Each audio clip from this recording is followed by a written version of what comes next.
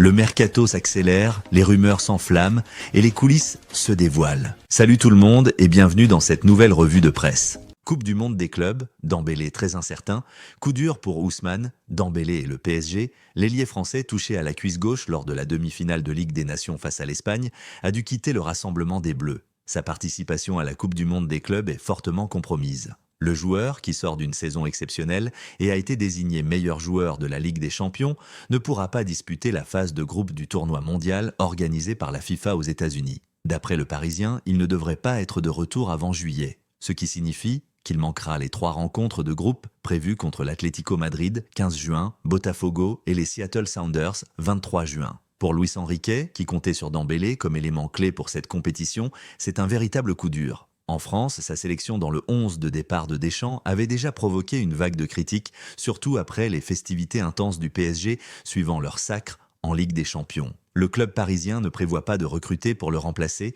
malgré le court créneau de mercato ouvert pour la Coupe du monde des clubs qui se refermera le 10 juin. L'entraîneur espagnol mise sur les autres options offensives de son effectif. Barcola, également blessé, genou, mais moins gravement, devrait être disponible pour le match d'ouverture contre l'Atlético. Quand Cristiano Ronaldo croisait pour la première fois le chemin de l'Espagne à l'Euro 2004, les parents de Lamine et Yamal ne s'étaient même pas encore rencontrés. Quant à la pépite du FC Barcelone, elle ne verrait le jour que 3 ans plus tard. Ce dimanche à Munich, celui qui a marqué de son empreinte le football mondial pendant plus de 10 ans aux côtés de Messi et qui continue de briller en Arabie Saoudite, fera tout pour ralentir l'émergence de Lamine. Du moins, pour un temps. Alors que son avenir en club demeure flou, bien qu'un départ ne semble pas d'actualité, Ronaldo se concentre sur ce qui pourrait être sa dernière grande conquête. La Coupe du Monde 2026, le seul trophée majeur qui manque encore à son palmarès. En attendant, il a les yeux rivés sur cette nouvelle édition de la Ligue des Nations. S'il parvenait à la remporter une seconde fois, après celle de 2019, cela lui permettrait aussi de prendre une petite revanche sur une sélection qui lui a souvent causé du chagrin, l'Espagne. Tout avait pourtant bien commencé en 2004 à Lisbonne, au stade José Alvalade, avec une victoire 1-0, but de Nuno Gomes, qui avait éliminé la Roja du tournoi. Mais ce succès fut l'un des 2 seuls que Ronaldo a connus face aux Espagnols en 9 confrontations. Depuis, le Portugal s'est souvent heurté à une Espagne implacable. Face à la Roja, Ronaldo n'a marqué que lors d'un seul match, un triplé spectaculaire lors du match nul 3-3 en phase de groupe du Mondial 2018 en Russie. Pour le reste, il a souvent été neutralisé. En 2010, lors des 8e de finale en Afrique du Sud, il avait été transparent face à une Espagne qui allait ensuite soulever le trophée. 2 ans plus tard, en demi-finale de l'Euro 2012, les Portugais avaient résisté jusqu'au tir au but, mais l'échec de Moutinho et Alves avait mis fin au rêve. Ronaldo, qui devait tirer en 5e position, n'avait même pas eu l'occasion de s'élancer. Plus récemment, lors de la Ligue des Nations 2022-2023, c'est encore l'Espagne qui a mis fin à l'aventure portugaise. Après un nul à Séville, un but tardif d'Alvaro Morata à Braga a envoyé la Roja au final four. Ronaldo est resté muet sur ces 2 rencontres, confirmant à quel point la sélection espagnole reste pour lui un adversaire coriace et frustrant. Luis Enrique quitte l'OM pour rejoindre l'Inter Milan. C'est désormais officiel. Luis Enrique ne portera plus les couleurs de l'Olympique de Marseille. Après plusieurs semaines de discussions, l'OM et l'Inter Milan sont parvenus à un accord pour le transfert de l'ailier brésilien, une information confirmée ce jour par les 2 clubs. Ce transfert marque la fin d'un chapitre mouvementé entre le joueur et le club phocéen. Déjà reparti une première fois en 2022 pour retrouver Botafogo en prêt, faute d'avoir su convaincre à Marseille, Luis Enrique avait été rappelé à l'hiver 2024. Il avait alors saisi une seconde chance sous les ordres de Gennaro Gattuso puis Jean-Louis Gasset, prenant part à 24 matchs toutes compétitions confondues avec un but à la clé. C'est cependant avec Roberto De Zerbi qu'il a véritablement franchi un cap. Sur l'ensemble de la saison 2024-2025, le Brésilien de 23 ans a signé une belle performance. 9 buts et 10 passes décisives en 35 matchs. Des statistiques solides qui ont attiré l'attention de plusieurs grands clubs européens, dont le Bayern Munich, le Bayer Leverkusen, Nottingham Forest ou encore Newcastle. Mais c'est l'Inter Milan qui a remporté la mise. L'Inter finalise le transfert séduit par son profil. Les dirigeants milanais ont mené de longues discussions avec Pablo Longoria et son entourage. Des négociations facilitées par les bonnes relations entre les deux clubs, déjà illustrées par les transferts de Joaquín Correa et Valentin Carboni. L'accord a été conclu le 28 mai, comme nous l'avions annoncé en exclusivité, et il a été officialisé aujourd'hui. Luis Enrique s'engage avec l'Inter pour un montant avoisinant les 25 millions d'euros.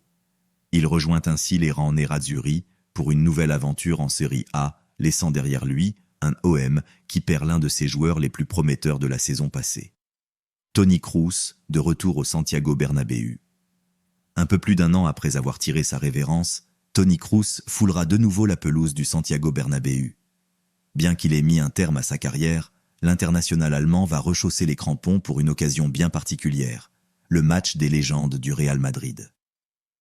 Pour cette rencontre symbolique, il sera entouré de plusieurs anciens coéquipiers emblématiques comme Raphaël Varane, Pepe ou encore Marcelo. La nouvelle de sa participation, qu'il a lui-même partagée sur ses réseaux sociaux, a rapidement enflammé les supporters. Résultat, le stade affiche déjà complet. Ce qui rend ce moment encore plus spécial, c'est l'adversaire du jour, le Borussia Dortmund. Ironie du sort, c'est justement contre ce club que Kroos a disputé son tout dernier match officiel sous les couleurs madrilènes lors de la finale de la Ligue des Champions le 1er juin 2024 à Wembley. FC Barcelone, l'avenir de Ter Stegen s'assombrit après des révélations internes.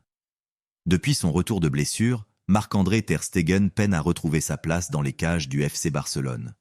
Bien décidé à inverser la tendance, le portier allemand se heurte désormais à un contexte délicat, d'autant plus après des informations inquiétantes dévoilées par la presse catalane.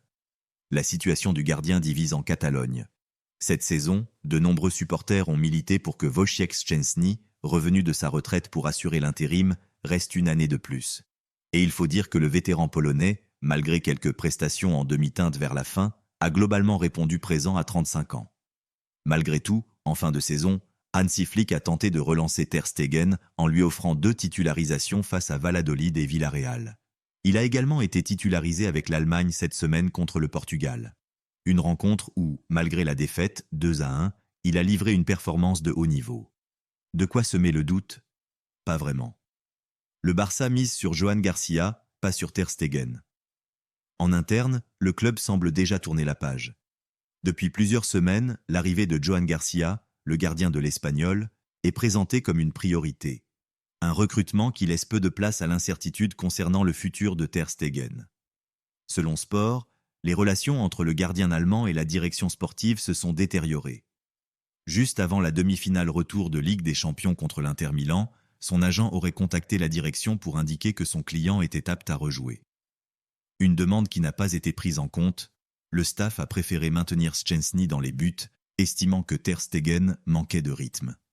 Cette décision aurait fortement déplu au gardien, au point qu'il aurait refusé de rejoindre le groupe pour le déplacement à Milan, malgré son rôle de capitaine. Une attitude qui a dérangé en interne, d'autant que d'autres cadres comme Jules Koundé, eux, ont soutenu l'équipe jusqu'au bout. Une rupture inévitable? Ter Stegen a ensuite ravivé la polémique en accordant une interview à une chaîne allemande dans laquelle il affirmait vouloir rester numéro 1 au Barça. Une sortie médiatique qui n'a pas contribué à apaiser les tensions. La relation entre le joueur et Hansi Flick reste distante. Ce dernier lui avait déjà préféré Manuel Neuer lorsqu'il dirigeait la sélection allemande. Aujourd'hui, le club catalan se concentre davantage sur une éventuelle prolongation de Szczęsny que sur celle de Ter Stegen. Le message est clair, sauf coup dur ou blessure, le portier allemand ne devrait plus disputer de match avec le Barça la saison prochaine. Merci de nous avoir suivis, on se retrouve très bientôt pour une nouvelle revue de presse. D'ici là, portez-vous bien et vive le football.